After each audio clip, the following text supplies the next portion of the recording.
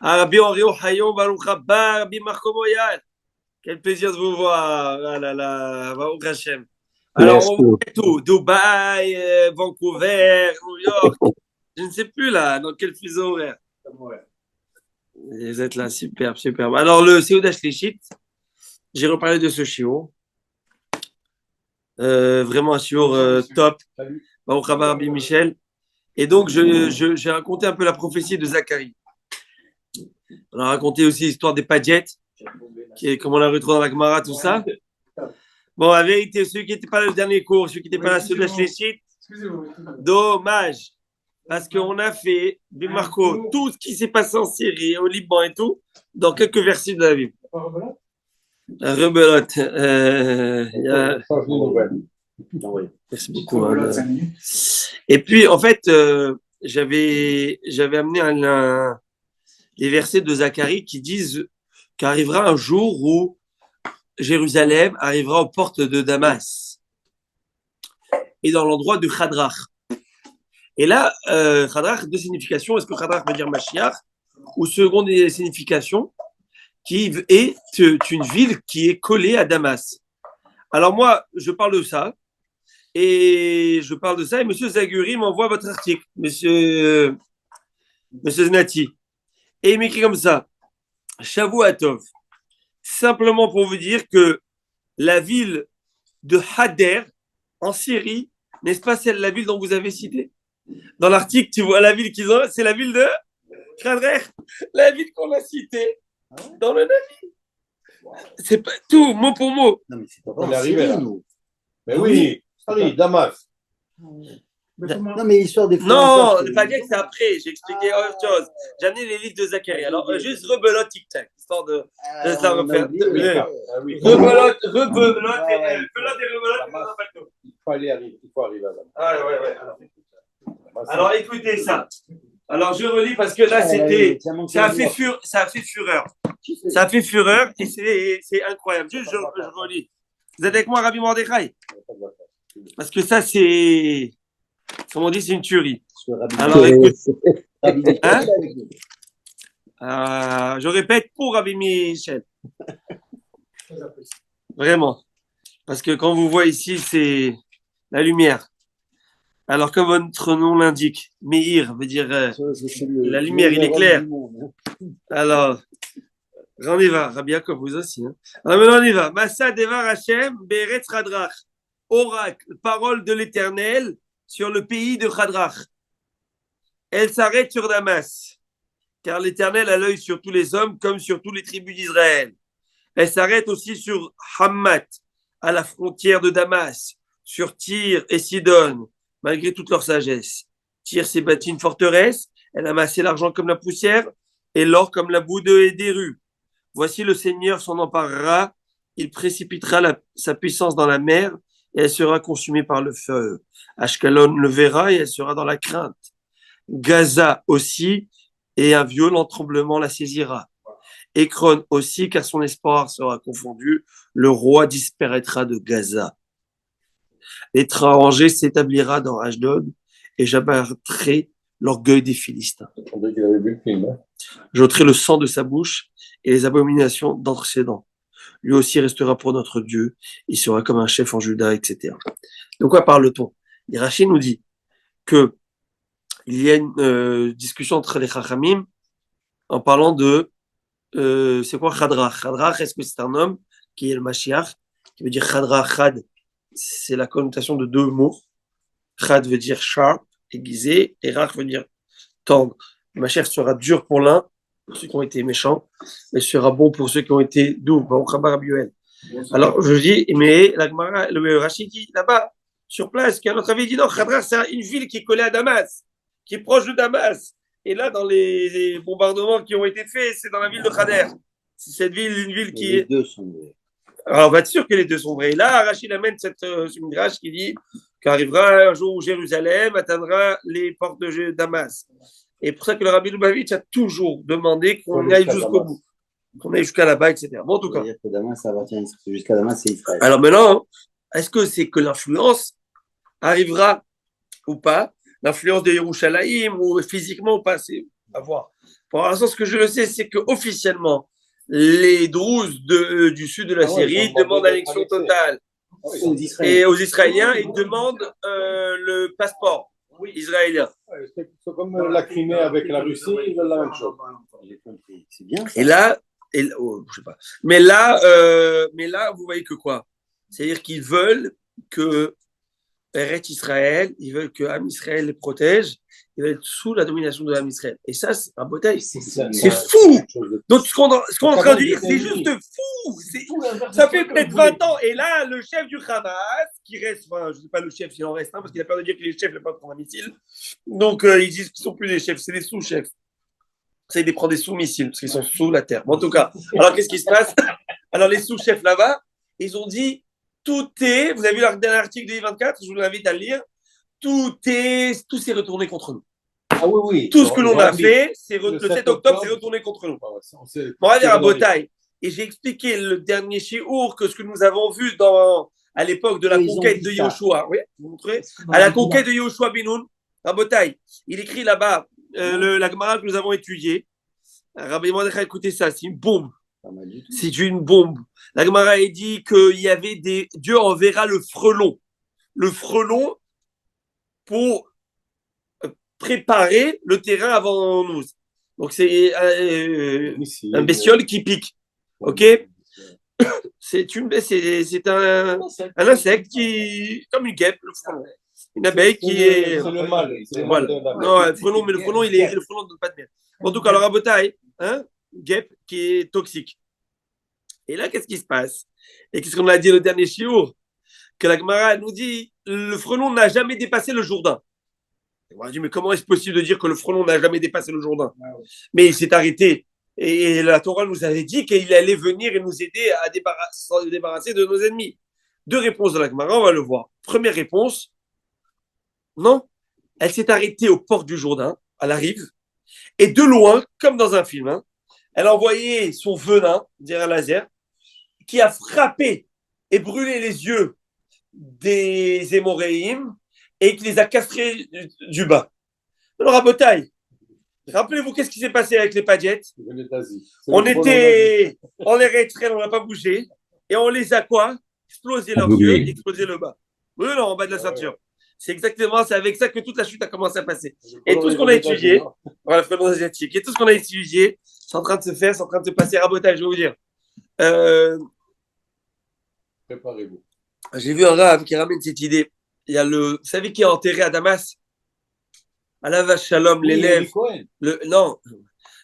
Oui, Shalom. Oui, d'accord. Il y a Rabbi Chaim, Rabbi Chaim Vital. Rabbi Chaim Vital était enterré à Damas. C'est l'élève du Harizal. Maintenant, Rabbi Chaim Vital, il y avait tout un cimetière juif, il y avait une communauté juive. Le Rav Moshe, le Rav Moshe, j'ai oublié son nom. Il est décédé, ça fait quelques années. Il était Rav de la communauté de Syrie, libanaise, la dernière qui restait. Ils ont fait Hafez, comment il s'appelle, le père de Bachar, Bachar el-Assad, son père, comment il s'appelle, Hafez. Ils ont créé une autoroute allant vers l'aéroport. Et ils sont passés devant un cimetière. Ils ont supplié qu'ils ne dépassent pas le cimetière juif, avec la Rabbi Chaim Vital et tout ça. Ils ont supplié, ils n'ont pas voulu, ils leur ont donné quelques temps pour déplacer. Ils ont dit, ne jouez pas avec Rabbi Chaim Vital. Il s'avère que vous savez qui est devenu le président Bachar el-Assad, qui s'est fait destituer, éclater. Mais c'était pas lui qui devait être le président. Le président qui prend la suite de Hafez el-Assad, c'était le frère, le aîné de Bachar el-Assad. Son frère aîné. Il est mort. Il était prêt. Lui, il était à Londres en train de faire ophtalmologue. Et puis, Bachar el-Assad. Il a été dépêché. Pourquoi? Comment il est mort? Accident de voiture en allant vite à l'aéroport, dans la route qu'il a utilisée pour déplacer le Rav Chaim Vital. Il ne faut pas toucher à nos tzadikim. Les tzadikim nous ont dit, c'est clair, ne touchez pas à nos tzadikim. Et il y a une raison pourquoi il est enterré là-bas. Et vous savez, on raconte que c'était là-bas où il y avait Yohanavi qui s'était échappé à Damas, dans le désert de Damas, où il s'est échappé de Achav qui voulait le tuer. Donc, il y a beaucoup de choses qui sont en train de se passer dans le monde. Et je l'ai dit, on est en train de créer les dernières collections du puzzle, dernières pièces du puzzle. Et ça s'en vient. ça s'en vient à Botaï. Et Bémet, on le voit. Et ce qui est en train de se passer, moi d'un côté, je veux dire, je suis fier du Ham Israël, fier de aussi Médiat Israël dans le sens où aujourd'hui ils ont décidé de faire de manière brave et j'apprécie cela. Ils ont fermé l'ambassade et le consulat en Irlande. Ça veut dire, hein? En Irlande. Ouais. Non, en Iran, ils ouvrent une ambassade maintenant avec la rue de Lévis. Mais en Irlande, à Dublin, et clairement, ça veut dire qu'ils ne gênent plus de dire vous êtes antisémite, ça suffit, on va arrêter de cirer les pompes de tout le monde. Et c'est ça, ça suffit. On ne doit plus s'incliner. Et là, de voir ça et de voir qu'aujourd'hui en Iran, vous avez vu ce qui est en train de se passer. Donc, il y a un parc qui est en train de se créer. Et je pense que nous sommes dans ces générations plus, espérons en tout cas, pris de voir l'avènement du Mashiach. Amen. En tout cas, on est en train de voir les prémices, ça c'est clair. Et c'était Madaï. C'est Paras. Paras. Enfin, c'est ça, mais l'histoire, c'était quoi? Le mot qui est écrit dans la Megillah. C'est toujours un rapport. Tout s'est retourné contre eux. Mais Akadosh, voilà. Comment? Il y a Trump qui arrive, tout le monde a peur. Et Akadosh Baruch qui arrive. Ça, c'est la réalité. Exactement. Et Bémet, et ce Trump qui est monté au pouvoir, c'est un miracle celui-là aussi. Et Trudeau qui va descendre, c'est ce qui est en train de se passer. Et c'est pas terminé. Hier, je vois une interview du consul d'Argentine. Et le président d'Argentine qui fait des divrei Torah. Non. Le Parashat Lech Lecha. Et il faut voir, il va aux côtés de l'équipe. Les Chabats sont partout, quoi. Non, mais au Hachem. Donc, Rabotai, préparez-vous. Au Canada, on cherche un religieux pour qu'il puisse devenir président, Premier ministre. Abi Harris, si tu es d'accord. Abi Marco, vous êtes président de Rohaïm, vous avez le poste. C'est déjà président de n'importe où. Comme il a dit, vous avez été président de Rohaïm, vous pouvez être président de tous les pays. Eh ben, en plus, nous, on a aussi plein de consuls dans la synagogue. Chaque place, c'est un consul. Grâce à Dieu. N'est-ce pas? J'ai dit chaque place, c'est un consulat chez nous. Exact. Non, mais et de voir ça, pour moi, c'est une réalité qui est en train de se. Les prophéties plus claires que ça, tu ne peux pas. Donc, voilà, Bezat Hashem. C'est voilà, Bezat Hashem, ça s'en vient. Alors maintenant, un Botaï, juste avant de commencer la Gemara, parce qu'il va être pas. La Gemara d'aujourd'hui, de ce soir,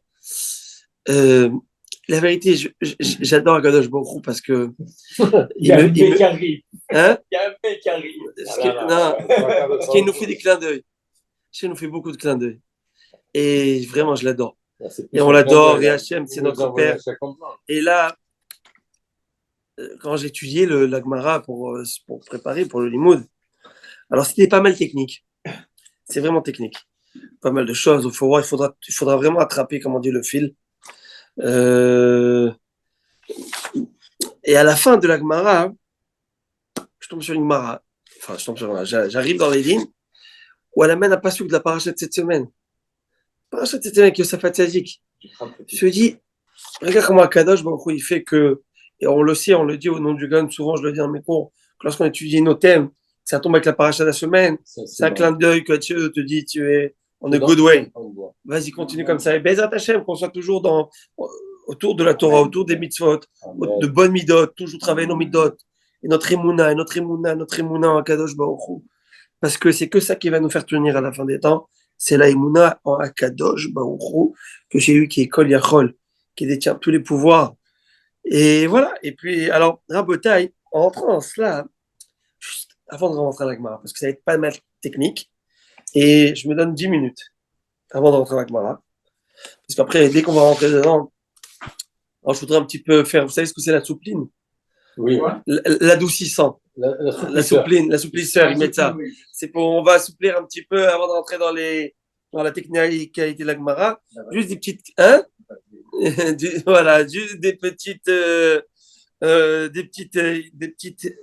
questions sur la paracha de Vaïchlach, que nous avons lu la semaine dernière, ce Shabbat qui est passé. Et des questions qui se posent, et avec un commentaire du Rabbi Lubavitch qui est juste exceptionnel. Vous savez que je l'ai dit dans le shiur de samedi matin, la baisse, ceux qui étaient au milieu de 7 heures. Mais je disais que Dina était la première juive otage qui avait fut souillée par un goy, Shechem Ben Hamor. Et j'ai dit de la même manière qu'il a été sorti, elle a été sortie par Shimon et Lévi, qui ont détruit et anéanti la ville de Shechem de A à Z. C'est un déjà-vu qui est en train de se passer dans la bande. Et qu'en espérant qu'ils vont sortir nos otages sains et saufs. Ils avaient 13 ans. C'est qu'on retrouve, c'est quoi la notion de bar mitzvah? Ish, homme. 13 ans. Et puis, ils ont. Et à un moment, et Jacob n'était pas d'accord de ce qu'ils avaient fait. Jacob n'était pas d'accord. Il leur a dit, mais c'est quoi cette histoire? Il va leur dire, ils vont donner une réponse et le sujet est clos. Est-ce que notre sœur est une prostituée? C'est-à-dire que Jacob avec nous, et j'ai expliqué d'une certaine manière où il y a la forme, il y a le fond. C'est-à-dire qu'il y a le fou de la jeunesse, de Shimon et Lévi, il y a des raisons profondes pourquoi eux, spécialement, ils l'ont fait. Très bizarre parce que Shimon, c'est celui qui a pris vengeance de la débauche ici. Et on trouve que Shimon, plus tard dans l'histoire, c'est lui qui va tomber dans la débauche, avec Zimri ben Salou. Au contraire, quelqu'un qui venge un thème, un sujet, des fois, Dieu le met dans la même épreuve. Dans la même, en tout cas, alors, sans juger Shimon et Lévi, mais il va être dur avec Yaakov à la fin de sa vie. Et Bémet, si tu le vois, c'est un petit peu ce qui s'est passé. Proportion gardée, une jeune armée, une pression internationale qui est énorme, mais une pression énorme. C'est affreux ce que l'homme Israël passe et a passé durant cette dernière année. Ou génocide, ou ce que vous voulez. Je vous enverrai une très belle vidéo après, parce que je sais que vous êtes friand de ça. Un Belge qui parle bien la vérité, pour un Belge, parle très bien. Non, je m'amuse. Hein. mais sur le génocide, en tout cas. Et vous l'avez vu? Ah, vous l'avez vu, le jeune dans le... Je l'enverrai en tout cas. Bon, et là, tu vois que dans ce qui se passe, et moi... Non, pas Abou. Abou, c'est un... Il a donné la description de génocide. Bon, Rabotai. Alors, Dina, elle se fait prendre. Et au-delà qu'elle se fasse prendre, pourquoi ça s'est passé, ça? C'est écrit dans le Passouk, va téter Dina. Dina a quitté, j'allais dire, la demeure de son père, elle est partie un petit peu voir ce qui se fait dans le pays, ce qui se fait de beau. Elle est avec plein de frères. À un moment, elle veut voir un petit peu ce qui se passe, ça ne suffit pas. Ok? Il faut comprendre qu'on parle de choses qui dépassent notre niveau d'humain, de nous. Mais quand même, si Dieu parle, c'est-à-dire que ça nous parle à nous. À nous de l'amener ça à notre vie.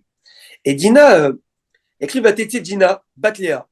Et Dina, la fille de Léa, est sortie, qui a accouché, qui est née de Yaakov, voir ce qui se passe dans les Bnot Aret, voir ce qui se passe dans les filles du pays, découvrir. En sortant qu'il perçoit Shechem, le fils de Hamor. Il l'a aimé et on sait ce qu'il a fait. Que Dieu nous en préserve. Chachamim vont nous dire que c'est quoi Dina, la fille de Léa? Dina, il n'y en a qu'une, on le connaissait. C'est la fille de Léa, pourquoi tu Dina, fille de Léa? Chachamim nous disent non, on l'a affiliée à sa mère parce que pour nous dire que Vaté Tsedina, elle est sortie, telle mère, telle fille. De la même manière que la mère, c'est une sorteuse, c'est pas ça se dit en français, elle sort, et ben elle aussi, elle sort. Elle sort. Yatzanit, ça veut dire elle sort ou elle ne devrait pas sortir. C'est ça qu'on comprend. Elle sort, et ben, en du mot, elle s'est exposée. Elle n'aurait pas dû s'exposer. Elle est sortie du périmètre de sécurité, j'allais dire. Et ben voilà, boum pour elle. Tant pis pour elle, on va dire. C'est un peu surprenant ce que demande. Je comprends pas. Déjà, la pauvre, elle s'est fait violer. Tu lui mets un couteau dans le dossier, Midrash, il lui dit boum. Ben, c'est ta faute. Tu ajoutes sa mère. C'est pas terminé. C'est pas terminé. C'est que pourquoi on dit que sa mère elle est sortie? Où on retrouve la notion que sa mère elle sort.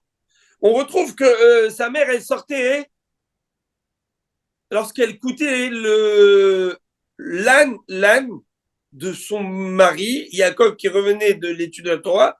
Elle écoutait son âne, elle le reconnaissait. C'est pour ça qu'elle appelait après son dernier fils, son avant-dernier, Issachar. Je veux dire, on va le voir Hamor Garem, qui est l'âne. Parce qu'elle reconnaissait, elle sortait en l'honneur du tzaddik, son mari, pour l'accueillir. Donc là, c'est sortait pour amélioratif, et tu me l'amènes dans le péjoratif. Vous voyez ce que je veux dire dans le négatif. Mais allô, mais qu'est-ce qui se passe? Vous voyez, ça marche pas. C'est pas une sorteuse comme une sorteuse. Mais c'est ça, c'est pas celle-là qui s'exhibe, j'allais dire. Vous voyez ce que je veux dire? Donc comment ça se fait? Il nous dit, qu'est-ce que ça veut dire? Regardez la profondeur. Ils ont mis dans le même panier. Dans le même panier, deux choses qui n'ont rien à voir. Et que le Midrash nous dit, comme sa mère. C'est quoi cette histoire? Et plus encore, là, je vous mets coup de main dessus.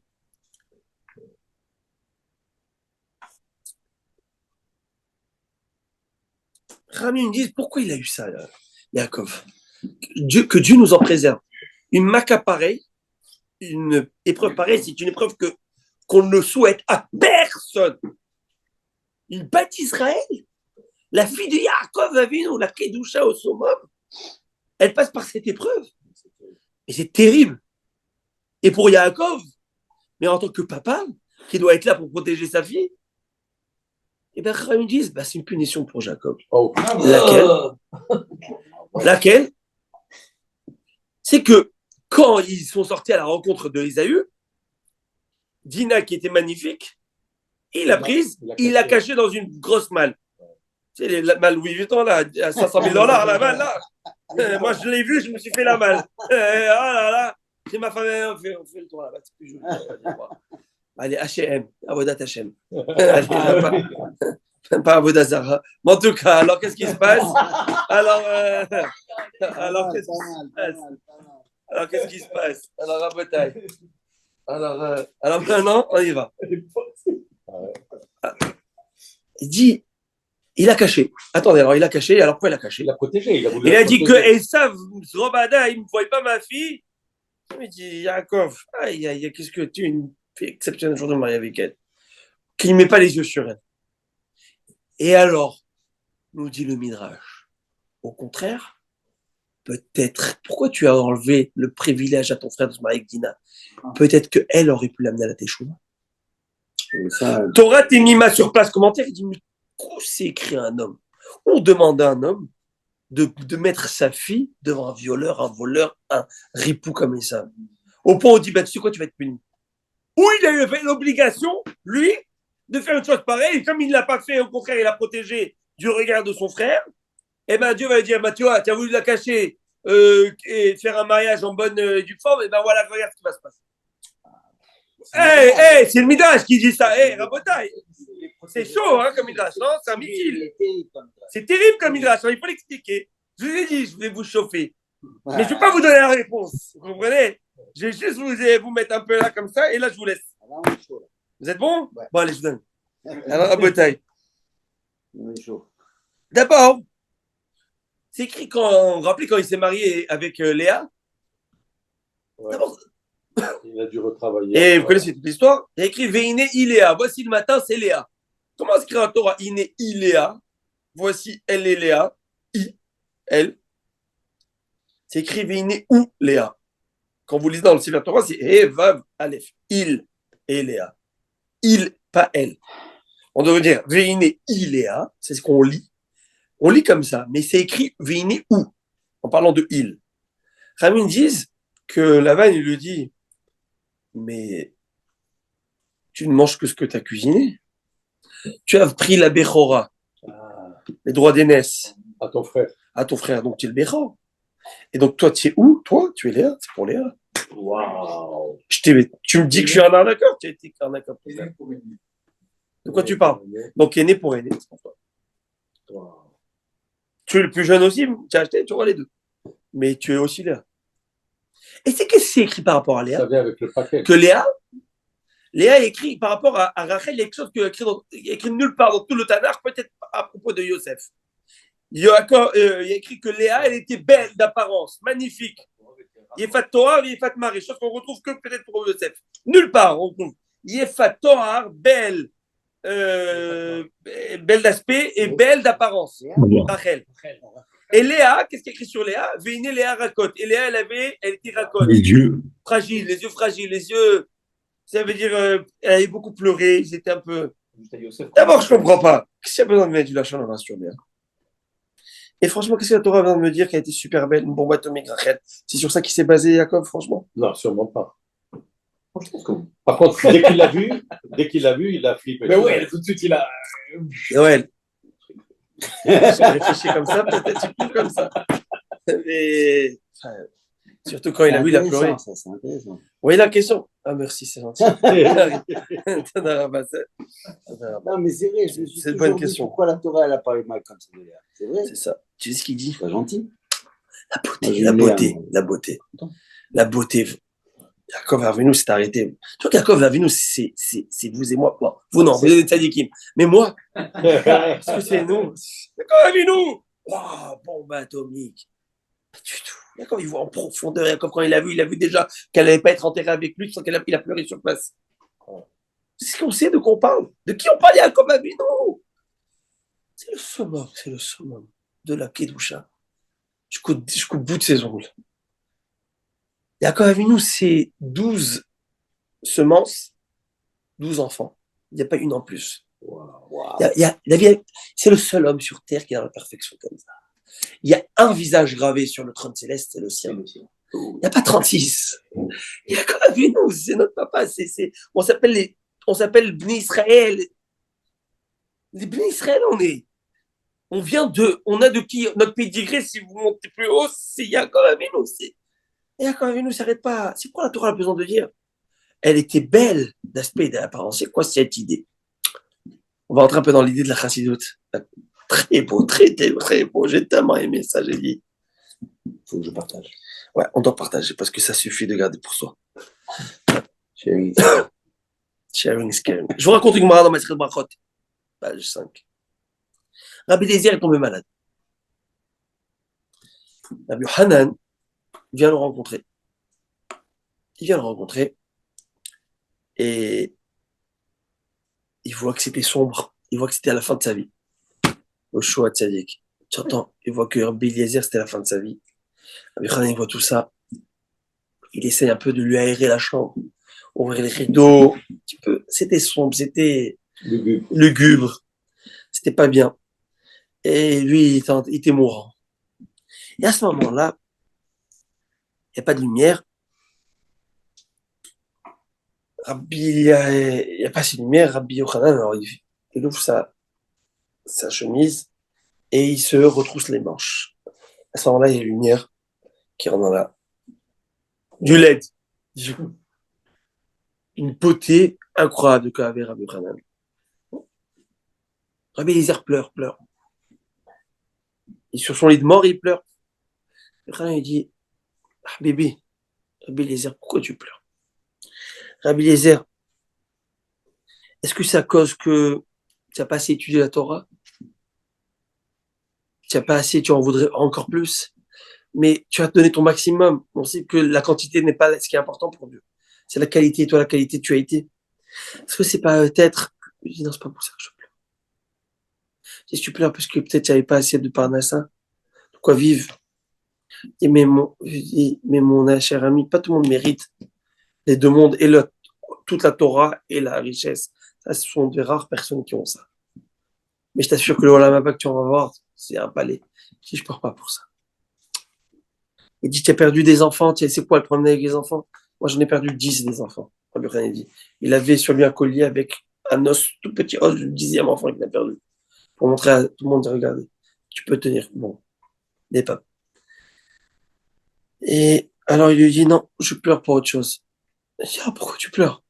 Ok, on a tout passé. Je pleure pour ta beauté qui un jour va aller 3 pieds sous terre. Et il sera plus là. Et quand il voit ça, il dit, pour ça tu pleures? Tu as raison de pleurer. Et lui aussi, il pleure. c'est l'histoire que nous avons étudiée, ça fait à peu près 5 ans et demi. Qu'est-ce qui se passe? Je comprends plus rien. Cette histoire-là, je suis bouleversé. Il lui dit, tiens, beau gosse.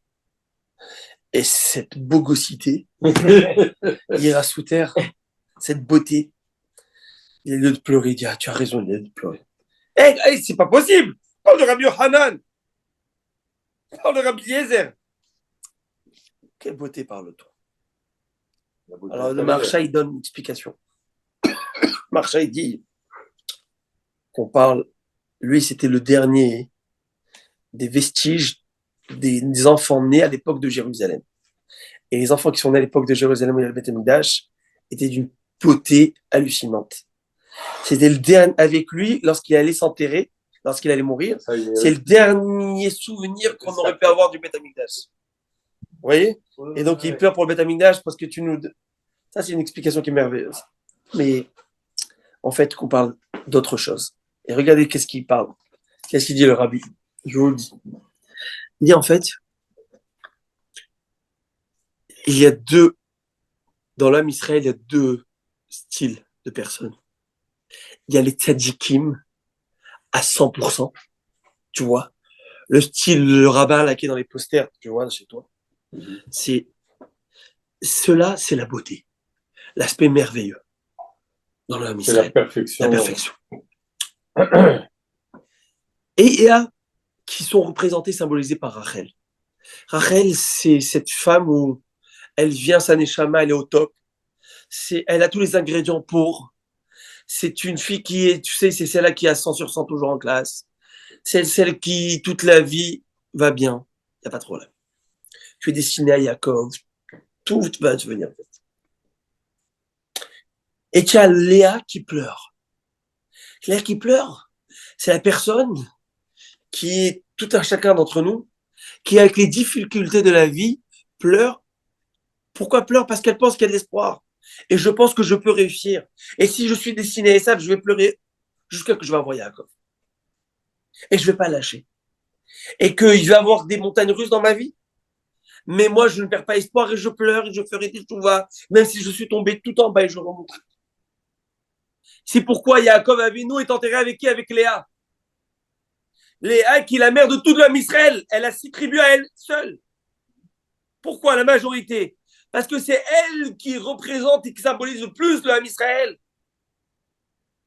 C'est quoi ce que la Torah te dit? Elle a les yeux de pleurs, fragiles de pleurs. Ça veut dire, c'est pas qu'elle était moche, Shalom. C'est-à-dire Léa, c'est celle qui a en elle cette force-là où je pleure. Quand quelqu'un qui pleure, c'est quelqu'un qui pense qu'il y a espoir. Je peux encore. Je gémis de douleur, mais je sais que je peux changer. Je peux me métamorphoser. Je peux avoir ce que je veux. Elle va voir Réhouven, elle va voir Shimon, elle va voir Lévi, elle va voir Yehuda, Issachar, Zevouloun, elle va donner Mashiach. Cette femme-là qui, oui, je peux avoir des problèmes, mais je vais m'en sortir. Cette femme-là qui, la fragilité existe. Et c'est ça que Dieu trouve exceptionnel chez cette Léa. C'est que tu comprends que tu as chuté, parfois, tu comprends que tu as pu descendre, mais tu comprends que tu peux remonter. Mais c'est ça, Israël. C'est ça, le Ham Israël. C'est ça que le Mashiach vient d'elle. C'est ça que le Mashiach vient d'elle. Parce que Rachel, c'est la perfection. Et je ne m'arrive pas à... Il y a des jours où je ne veux pas prier. Il y a des jours où je n'ai pas envie. Et c'est normal. Et c'est normal. Il y a des jours où ton fils te dit, je ne veux pas, ça ne m'intéresse pas, tout ça. Mais c'est normal. C'est pas normal qu'il vienne avec tout feu, tout flamme. Mais c'est les efforts qui sont représentés dans cette idée véhiculée par Léa. Imenu. Mais pourquoi les efforts doivent venir à travers la tristesse et pas la joie? Non, il n'a pas dit tristesse. Je ne parle pas de tristesse. Non, mais on parlait qu'elle pleure. Oui, mais les pleurs, encore une fois, les pleurs, c'est quoi les pleurs? C'est une émotion. C'est une émotion. Une émotion, parfois, il peut avoir du regret. Parce que c'est quoi la réussite? La réussite d'une personne, c'est de savoir qu'au moment où elle était bas, elle a du regret de se bas. Elle ne veut plus arriver à ce bas. Et donc, elle va se propulser au plus haut parce qu'elle se souvient de l'amertume qu'elle avait lorsqu'elle était en bas. La réussite, c'est que je me souviens que en bas, c'était pas bon pour moi. Et je vais tout faire pour pouvoir arriver en haut. Il n'y a pas que la joie. La joie, c'est un paroxysme à la fin dans une réussite. Mais je passe par tout cela. Et c'est ça qu'il faut comprendre que Léa, c'est le modèle dans le Ham Israël où il y a des hauts et des bas et que c'est normal. Maintenant, il nous dit quelque chose de très beau. Léa Imenu, c'est celle qui n'a pas peur de défier l'extérieur, le monde extérieur. Rachel, c'est la tzadikette. Elle vit en ermite, elle vit fermée. Comme Yaakov. Comme Yaakov. Et tout lui vient facile. Ah, c'est de Rachel. Yaakov, Léa, elle va se battre pour la voir, elle va sortir. Léa, elle n'a pas peur d'aborder le monde extérieur. Et c'est ça que l'idée de Dina, la sorteuse, pas dans le sens où, c'est-à-dire qu'elle peut prendre le feu de la Torah et elle va aller éclairer l'extérieur et elle n'a pas peur d'affronter l'extérieur. Parce qu'elle va montrer au monde entier. C'est pas grave si vous êtes des hommes, si vous êtes humains, si vous êtes vulnérables, si vous êtes tombés, on se relève. Preuve. Et on monte. Preuve de Léa. Et c'est ça chez Dina. Dina était comme sa mère, c'est-à-dire qu'elle avait en elle une force d'aller chercher le meilleur à l'extérieur et leur donner. Et c'est ça qu'il dit le Midrash par rapport à Yaakov Avinu. Tu ne sais pas si elle s'était mariée avec Esav. Ou elle aurait pu peut-être amener Esav. Cet homme qui était si bas, elle aurait pu peut-être l'amener à faire une teshuva complète. Preuve, c'est que la tête de Esav a été enterrée à Marat Marpella avec Léa et avec Yaakov. Et c'est ça que Yaakov Avinu il dit à son fils quand il va l'enterrer, Yosef, vous vous rappelez, il lui dit, mon fils, s'il te plaît, enterre-moi à Marat Marpella. Il aurait pu dire où j'ai acheté la place, où j'ai enterré Léa. Ça veut dire, Zahama, je ne dis pas où j'ai enterré ta mère, Rachel, avec moi, où j'ai enterré la. Pourquoi il dit ça? Ça veut dire que le message que je veux transmettre au Ham Israël, c'est que toi, Yosef, tu es le tzaddik, fils de tzaddik, de Rachel. C'est cette image-là, où tu peux bypasser tout, parce que tu es au Hachem, tu as toutes les aptitudes, les capacités, de manière exceptionnelle. Et là, toi, tu te dépasses. Et c'est ça qu'on en veut à. Alors maintenant, moi, j'ai un petit. Il avait la synthèse des deux, lui aussi. Alors maintenant, de Léa et de Rachel. Parce qu'il a été élevé. Il a été élevé par Léa. Alors on va voir chez. Maintenant, mais moi, alors, après, je voulais rajouter un petit grain de sel. Voilà, moi, je voulais rajouter un petit grain de sel. C'est qu'en fin de compte, Dina nous a prouvé cela. Qu'elle sait sortir le meilleur du plus bas. Parce que quand Dina, elle a été avec cet homme, vous savez qu'elle est tombée enceinte. Et vous savez quel Neshama est sorti de là-bas? La Neshama d'un des 10 martyrs des Tanaïm, qui s'appelle Rabbi Hanina ben Teradion. Le pasteur qui dit la terre était large dans les mains. Ça veut dire elle pouvait accepter beaucoup de personnes. Shechem, il propose à Yaakov de venir s'installer avec eux parce que c'est une grande terre. Arrête Rehavat Yadaïm. Une terre large, Rehavat. Il dit Ohaim Akadosh Rabbi Hanina ben Teradion. C'est-à-dire que Dina, elle avait cette force de filtrer, de laisser le mauvais et ça va prendre le beau et l'amener à son essor et à briller. C'est ça la grandeur de Dina. Et Dina aurait pu peut-être faire ça avec et donc tout, regardez le regard du Rabbi. Comment ça change tout la lecture. Sorteuse, fille de sorteuse. Oh non, le sens péjoratif. Sorteuse, c'est-à-dire qu'elle affronte le monde extérieur, elle n'a pas peur, et elle va, et c'est un peu ce qu'ils font tous les shluchim Chabad, j'ai pensé. Ils rentrent à Saint-Tropez, les gars. Et qu'est-ce que tu veux plus que ça, tu vois? Et les gars, tu vois? Et d'amener la Gdusha, et de ne pas avoir peur, et d'éclairer, et d'éclairer le monde. Et vous voyez, quand on n'a pas peur, comme on est en train de faire, même de manière géopolitique, et ben le monde te respecte. Le monde dit, je veux appartenir à ce peuple. Je veux avoir le passeport bleu. Vous imaginez? Wow. Pas incroyable ça. À Botaï, ça c'était l'assouplissant. Et là, on arrive dans notre étude quotidienne de la Gemara. Avec votre permission, messieurs, je vous remercie pour votre attention. Ouais, c'était passionnant. On voit qu'elle se mérite Dina des Malkouta. C'était vieux à l'époque qui contrôlait les choses, les événements. Oui. Oui. Alors donc, il savait très bien que Dina ne pouvait pas.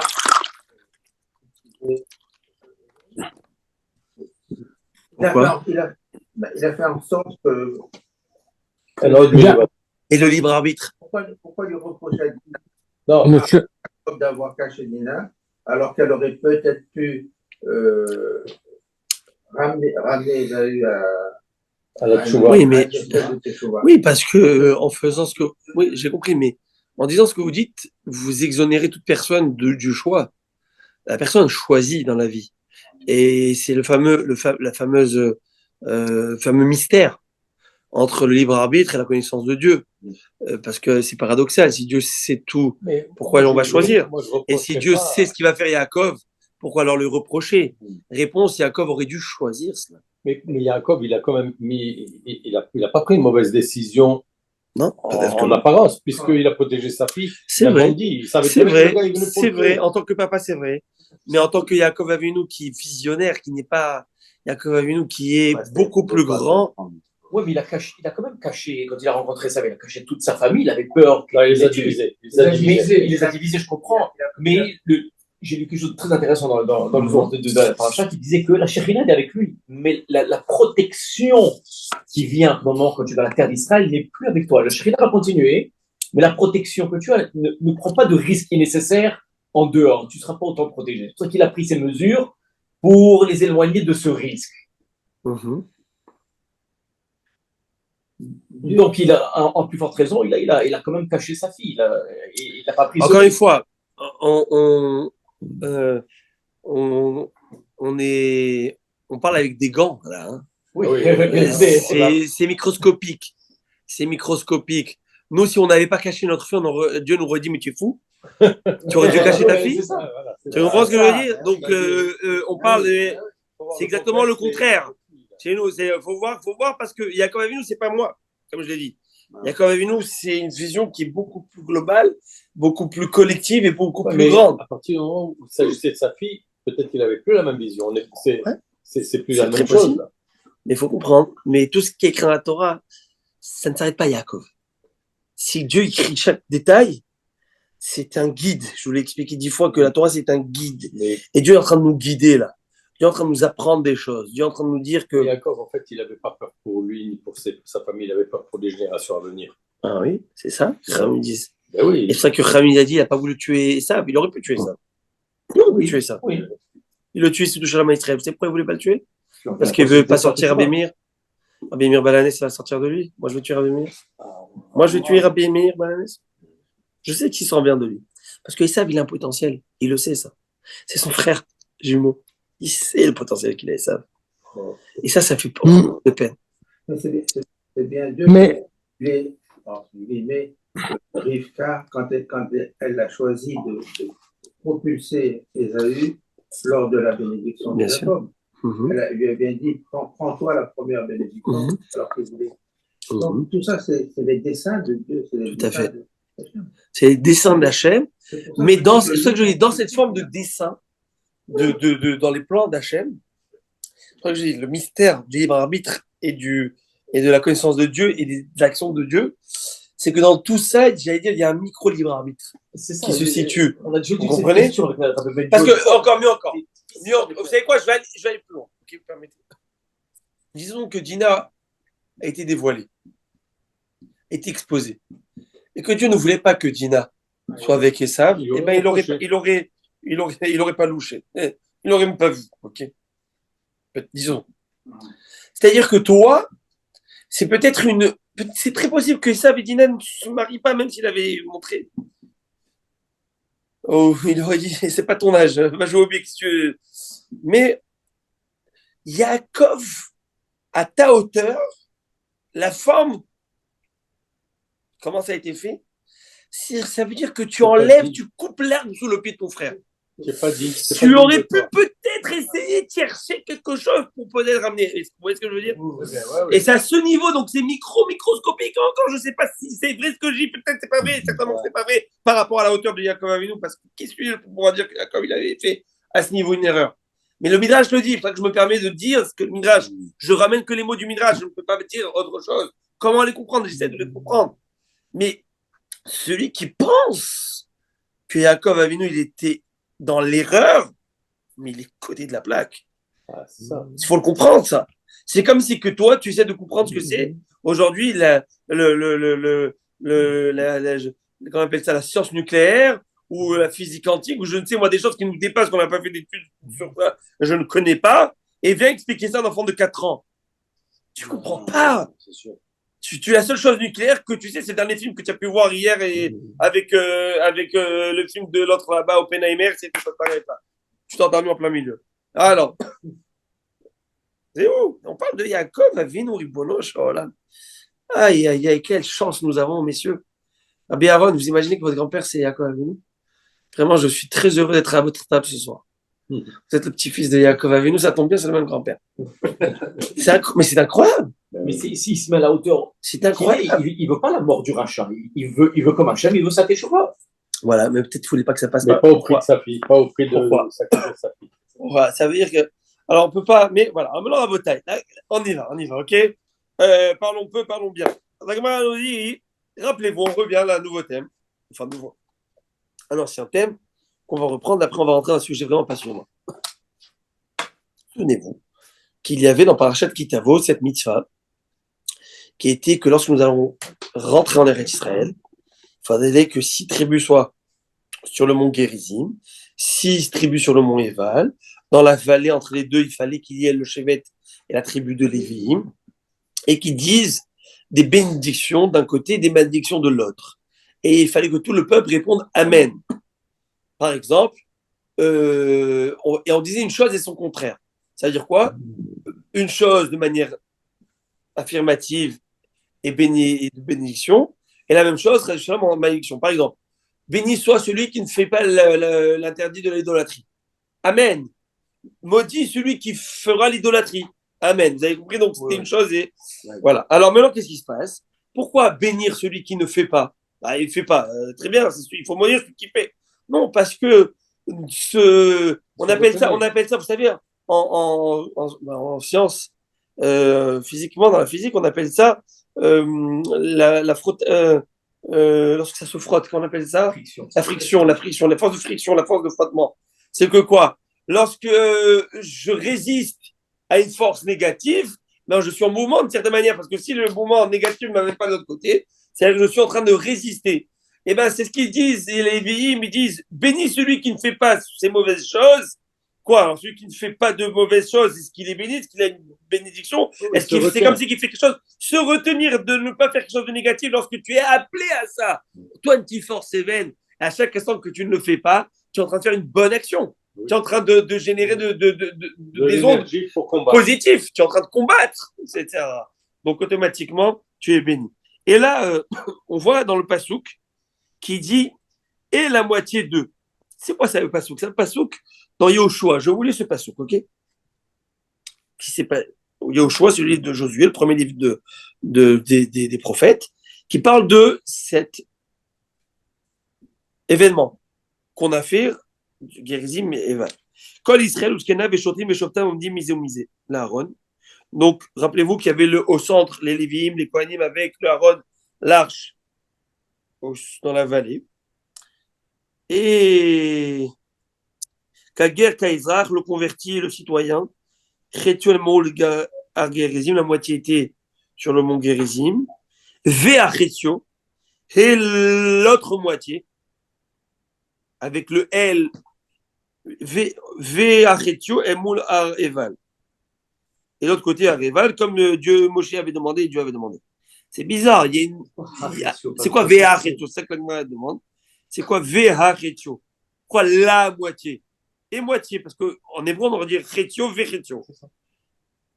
Pourquoi Vea Chetio? Avec l'article défini. Pour nous dire quoi? C'est quoi la moitié? Vous voyez la question que la Gemara demande? J'essaie d'expliquer.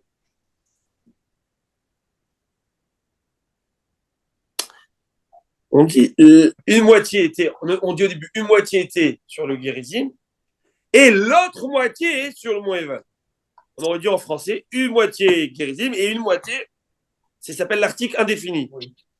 Une. On dit une moitié sur Gerizim et l'autre moitié, comme si on parle d'une moitié dont on connaît, tu sais, l'autre moitié là, était sur le Eval. Une moitié qu'on connaît, quelle moitié? C'est qui ces 6 tribus qui étaient là-bas? De qui on parle? Est-ce qu'il y a... Réponse. Amar Rav Kana, il t'explique. Et là, on commence. Be ready.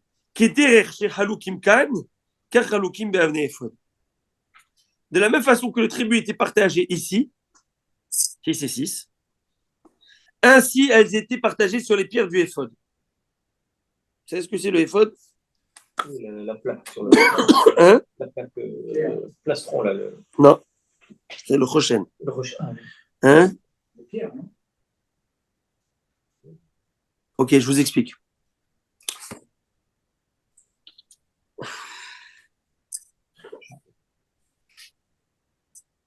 Le Kohen Gadol avait le tablier. Il y avait aussi un manteau. Dans ce tablier, il avait une plaque pectorale sur le Rochen. Ce Rochen était tenu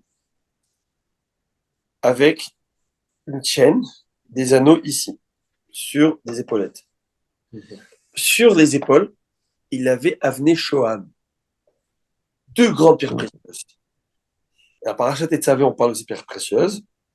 Il fallait enchasser, il fallait inscrire 6 noms d'un côté, des Shevatim, et 6 autres noms de l'autre côté. 6 et 6. À part ça, sur la plaque pectorale, on appelle Urim et Tumim, où là, il y avait les 12 pierres avec les 12 tribus. Sauf qu'ici, il y en avait 2 autres sur le... Pas sur le plastron, sur les épaules. Sur les épaules. Alors, je vous lis. S'il vous plaît, suivez-moi. Là, je vous demande de me suivre, Bevakasha. Et j'ai ouvert, je suis tombé sur le Tetzavé. Et je suis tombé dessus. Alors, regardez, c'est incroyable. Alors, je vous lis. C'est incroyable. Un autre clin d'œil. Voilà, un clin d'œil. Alors, qu'est-ce qu'il dit? Je vous lis les... Je suis tombé ici, voilà. Je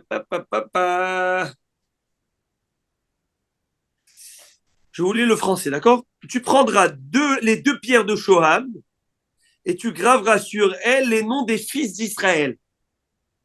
6 de leurs noms sur une pierre et les noms des 6 restants sur la seconde pierre. Je lis en hébreu, Ketol Dotam. Toldotam, je vais traduire comme ils traduisent ici, mais ils s'inspirent de chez nous, selon l'ordre de naissance. Est-ce qu'il y a écrit, combien il faut écrire? Il y a écrit 6 et 6. Mais qui, quoi, comment? Selon l'ordre de la naissance. Très bien. OK? En gros, c'est ça. Ça, c'est le éphod. Et ici, ce tablier, ça, c'était en dessous. Vous voyez, c'est très petit. Et là, il y avait la plaque pectorale. Ça veut dire, il y avait 2 épaulettes là. Avec, maintenant, il y a là, il y avait, comment on appelle ça, des chatons, des shbitzot. Dans ces chatons étaient enchâssés des pierres d'enchâssement. Voilà. Et plié sur lui-même, en dessous, il y avait un pli. Dedans, il y avait le nom sacré ineffable d'Akadosh Baruch Hu, le fameux Shem HaMeforash. On n'a pas vu ça sur la vidéo où il les portait, les Kohanim. Exactement.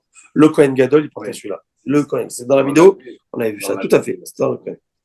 Alors maintenant, regardez ça. Non, les 6 noms qu'il y a de Il n'y a pas écrit lesquels. C'est les tribus. Non, les tribus. Mais comment, quel ordre, quoi, qu'est-ce? Il n'y a pas écrit. Alors Rav Kana, il nous dit, de la même manière qu'ils sont divisés là, dans Gérizim et Eval, de la même manière, ils étaient divisés dans les épaules, dans les pierres des épaules. Alors maintenant, comment ils étaient divisés dans l'histoire de Gérizim et Eval, dans ces montagnes? Comment ils étaient divisés? J'ai que juste à partir dans Parashat Kitavo, où on parle de cet événement, de cette mitzvah, et je vous lis ce qui est écrit en français, si vous permettez. Je sais que je vous demande de votre concentration, je suis désolé, c'est écrit comme ça. Lorsque vous aurez traversé le Jourdain, Simon, Lévi, Yehuda, Issachar, Yosef et Binyamin. Je répète, Shimon, Lévi, Yehuda, Issachar, Yosef et Binyamin. Et ceux-là se tiendront pour la malédiction sur le mont Ebal. Ruben, Gad, Asher, Zebouloun, Dan et Naphtali. Et les Lévites en bas. Sur ça, il nous dit Rav Kahana, les mêmes ordres qu'on vient de faire, les mêmes ordres, chacun de son côté. 6 là et 6 là. Est-ce que vous me suivez ou pas? Ouais. Rav Kahana est objecté. Objection, votre honneur. On va lui envoyer un missile, une Katyusha. On lui envoie un missile sur son idée. Et tout de suite, on va le... excusez-moi l'expression, on va le... On rectifie. On va lui dire objection, votre honneur, objection retenue. Il est mis de côté. Métivé, on objecte. Et là, il faut y aller. Shne avanim tovot ayulo le Kohen Gadol à Kitefa. Le Kohen Gadol avait 2 pierres précieuses sur ses épaules. Donc là, on amène une Beraïta. Je vous rappelle, Rav Kahana est un talmudiste. Une Beraïta, c'est le parallèle de la Mishnah, comme la Mishnah. Donc à l'époque des Tanaïm, les auteurs de la Mishnah. Un talmudiste peut expliquer l'auteur d'une Mishnah, mais ne peut pas contredire une Mishnah ou une Beraïta, jamais. Il est venu après. Ou il peut, par exemple, si dans une Beraïta ou une Mishnah, il y a 2 intervenants, 2 antagonistes, il peut dire, moi, je suis cette idée. Mais il ne peut pas contredire une idée qui est la sienne. D'accord? Alors, on y va. Qu'est-ce que la Beraïta nous dit? Il y avait 6. Comme il y a écrit dans les passages qu'on vient de lire. Alors, écoutez ça. Vous allez être surpris. Je relis Parashat Tetzavé. Il y aura 6 sur une pierre, et les 6 autres resteront 6 sur une autre pierre selon leur naissance. Quand il y a écrit « et la seconde selon leur naissance », on dit selon leur naissance, ça se parle, c'est relatif aux 2 pierres, tu mettras selon l'ordre, ou c'est que seulement la deuxième, il faut que ça soit selon leur naissance. Pas la deuxième. Quand tu lis, c'est la deuxième. Et c'est ce que la Mishnah le dit. Shniya ketoldotam, les noms inscrits sur la deuxième pierre figuraient exactement d'après leur ordre de naissance. Velo rishona ketoldotam, mais les noms inscrits sur la première pierre ne figuraient pas exactement d'après l'ordre de la naissance. Miplé chez Yehuda Mugdam, parce que le nom de Yehuda apparaissait en premier. Vechamishim otiot ayu, vous savez combien il y avait de lettres en tout pour tout? 50 lettres. 50, 25. Comment il faisait le Kohen? Ko tevarechu, le Kohen Gadol, il bénissait ainsi. Ko, ainsi tu béniras. Avec la beracha, ça c'est dans le salle. Ko, c'est 25. 25. Ko tevarechu. Ainsi tu béniras. Il y avait 25 lettres d'un côté, 25 lettres de l'autre. Maintenant, rappelons, je voudrais qu'on rappelle un petit peu qui était l'aîné. Qui était l'aîné parmi les tribus? Comment ça a marché la naissance? Venez, on fait une petite introduction. Le chiot terminé, mais je vais quand même dire. Léa, passe vite aujourd'hui. Léa, elle a eu combien d'enfants? 6. Elle a eu 6. Mais comment elle a passé? Elle a eu Reuven, Shimon, Lévi, Yehuda. Vatamon, Miledet. Ruben le premier, oui, mais comment on va faire l'ordre? Donc Reuven, Shimon, Lévi, Yehuda. Vatamon, Miledet. Stérilité éphémère passagère. Rachel, elle voit que sa soeur, elle en a 4, elle en a 0. Elle dit, tu sais quoi, prends ma servante. Bilha, elle va avoir qui comme enfant? Non, Bilha, elle va avoir Dan et Naphtali. Après, Léa, elle voit que ça marche. Elle lui dit, prends la servante. Ils ont Gad et Asher. Alors, après, elle retombe enceinte Léa, Issachar et Zevulun. Et puis après qui? Binyamin et Yosef et Binyamin, les derniers, la pauvre, elle est en dernier. Avec Rachel. Et Dina est arrivée avant Yosef. Ouais. Vous entendez? Ou avant, peut-être avant, je vais encore voir le psukim. Alors, avant Binyamin, c'est sûr. Alors, c'est clair. Donc, tu vois, elle te dit là, Braïta, on va selon l'ordre de la fin, des naissances. Rabbi Hanina ben Gamliel, Rabbi Hanina, il n'est pas d'accord, il dit non. De la même manière, comment ils sont divisés dans le livre des nombres, ainsi ils sont divisés. De quoi on parle? Je vous expliquerai le prochain cours, avec l'aide de Dieu.